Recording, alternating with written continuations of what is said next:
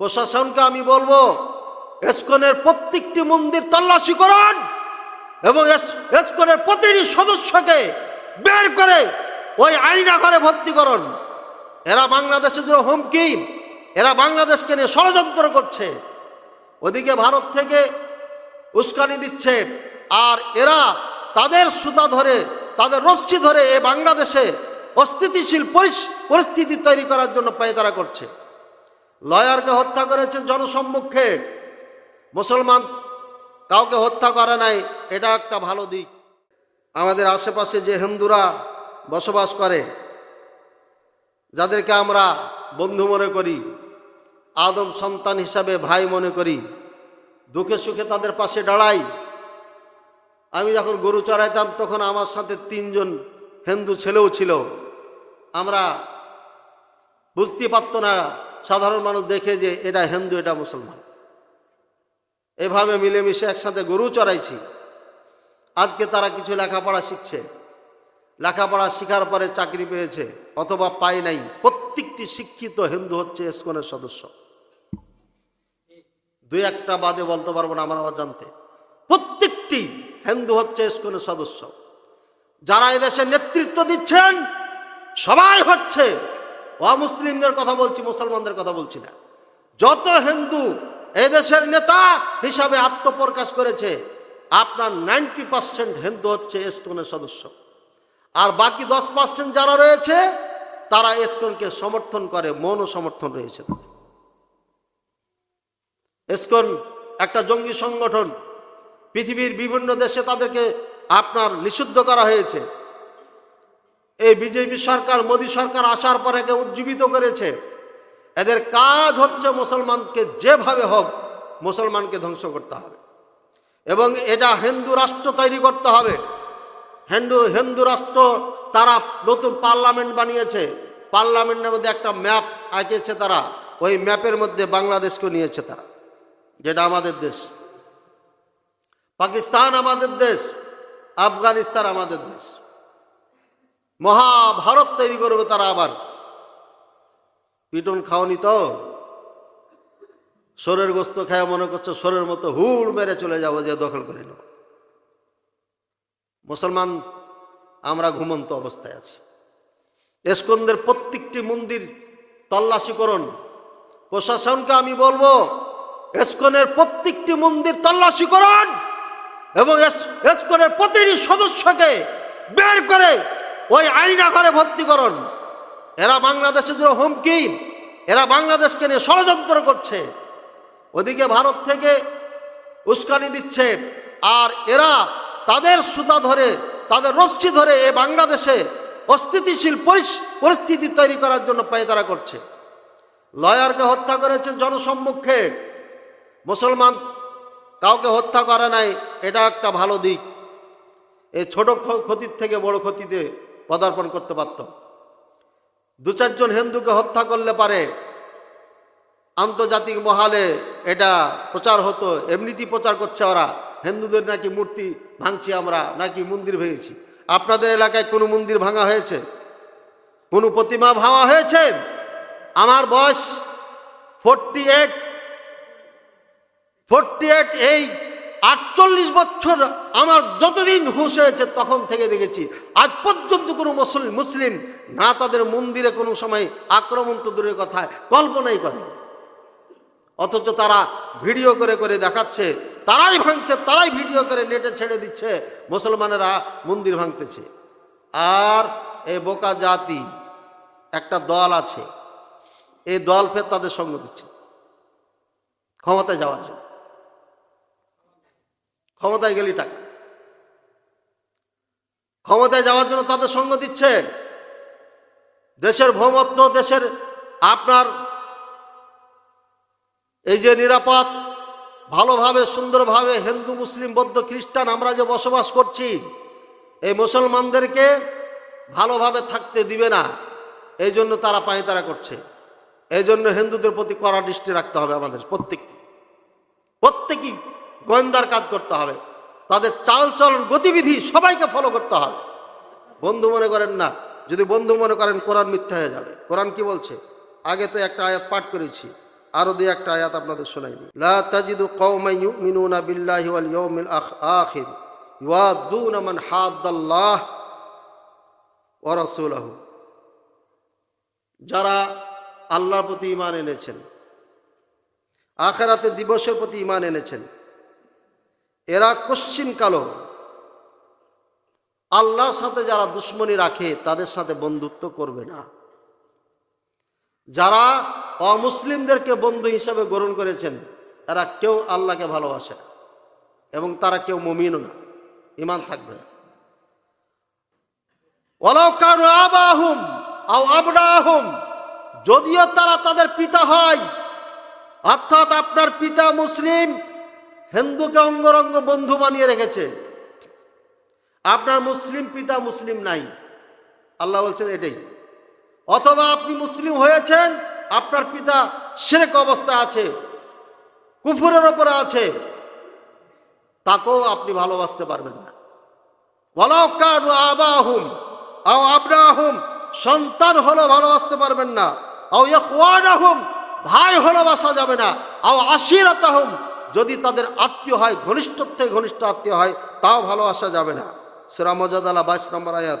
আল্লাহ রাসূল সাল্লাল্লাহু আলাইহি ওয়াসাল্লাম বলে দিয়েছেন যে আল্লাহ রাসূলের সাথে দুশ্মনী রাখে, এদের সাথে ভালোবাসা রাখা যাবে না।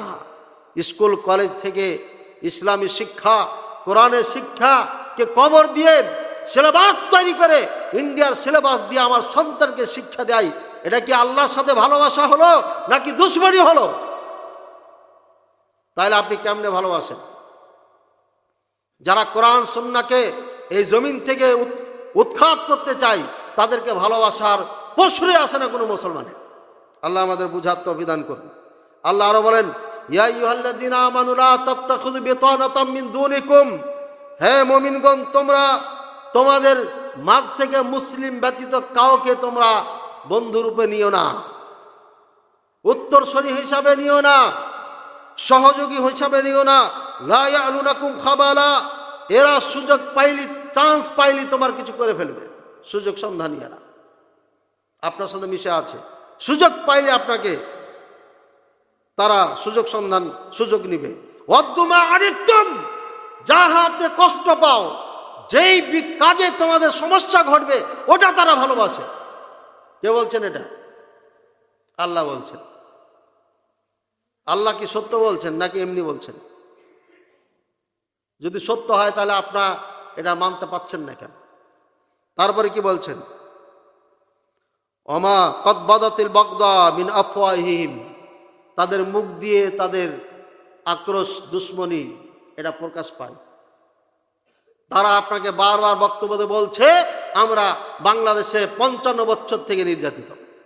বলেন কোথায় মুসলমান, হিন্দু, এখানে এই দেশের হিন্দু, খ্রিস্টান, বৌদ্ধ যারা আছে, কোথায় মুসলমান নির্যাতন করেছে? তাদেরকে প্রমাণ দিতে পারবেন?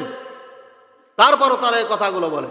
এর মানে তারা শোনাচ্ছে ভারতকে, আমেরিকাকে আমরা নির্যাতিত। আপনি বুঝতে পারছেন না গ্রামে ভাইয়ারা আমার। তারপরে কি বলছেন?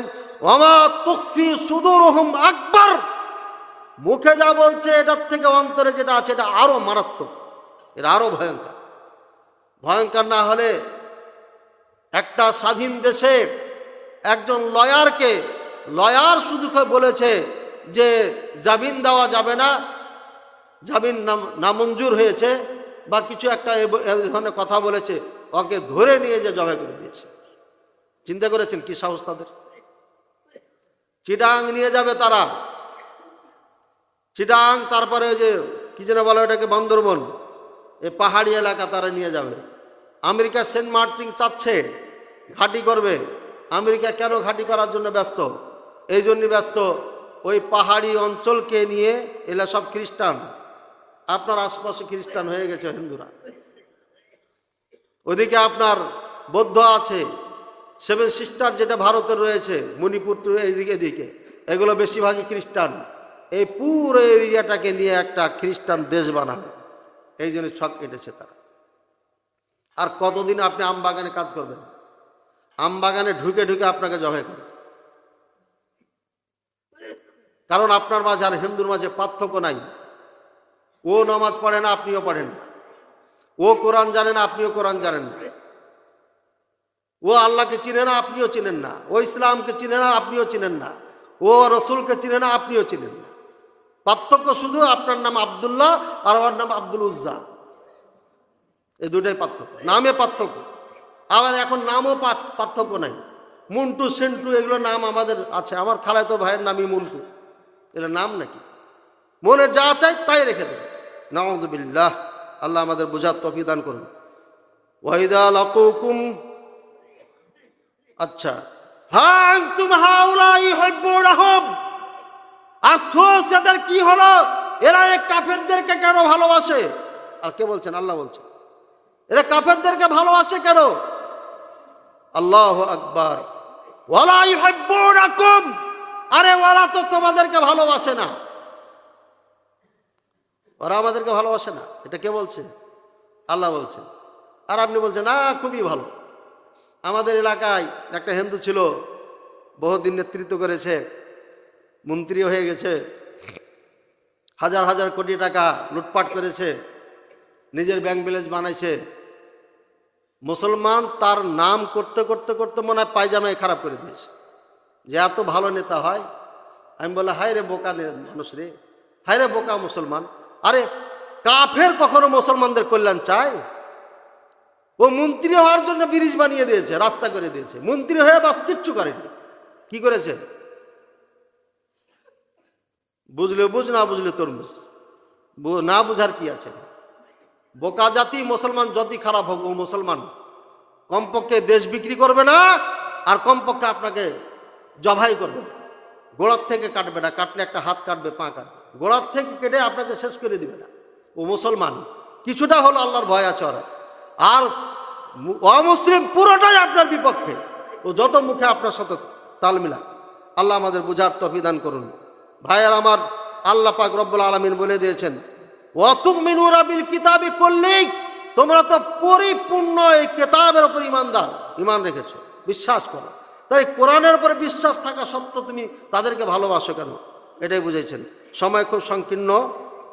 আর ওয়াইদা লাকুকুম ক্বালু আমান্না, যখন মুনাফিক আছে একদল, আপনার সামনে আসলে বলে আপনাদের সাথে আছি, আপনাদের কল্যাণে আছি, আপনাদের মতো ইমানদার।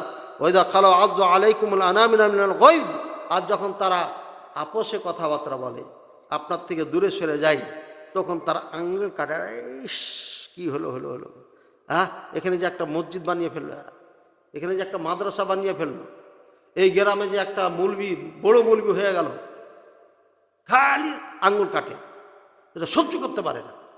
এই চরিত্র মুসলমানদের মধ্যে আছে। উমুকের ছেলে আলেম হয়ে গেল, উমুকের ছেলে ইঞ্জিনিয়ার হয়ে গেল, উমুকের ছেলে এটা হয়ে গেল, ও সারা রাত দিন খালি টেনশনই পড়ে আছে। আল্লাহু আকবার।